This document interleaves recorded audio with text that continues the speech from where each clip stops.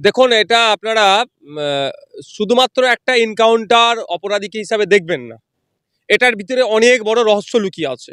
এটা হচ্ছে টিপে দেখা হচ্ছে মুসলমান সমাজের মানুষ কি রিয়াক্ট করে।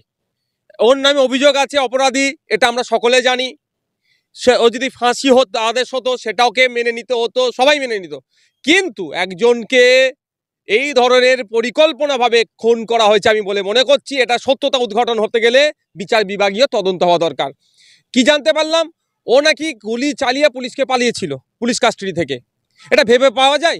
আমিও তো দীর্ঘদিন ছিলাম জেলে, পুলিশ কাস্টাডিতে ছিলাম, জেল কাস্টাডিতে ছিলাম। আরে আমার মতো লোককে মানে মানে শুধুমাত্র আমি বিধায়ক বলে আমার কাছে ঘেঁচতে পারিনি সেই অর্থে। কিন্তু আপাদমস্তক আমি বলেছিলাম, লালবাজার সেন্ট্রাল লকআপ থেকে শুরু করে যেখানে আপনি কোর্টে যাবেন, ফিরবেন জেলে, আপনাকে সমস্ত শরীর চেক করবে।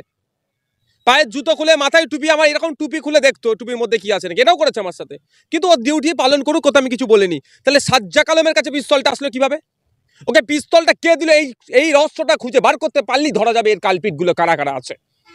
এটার বিচার বিভাগীয় তদন্ত হওয়া দরকার। এটা একটা টিপে দেখছে মুসলমানরা কি রিয়াক্ট করে।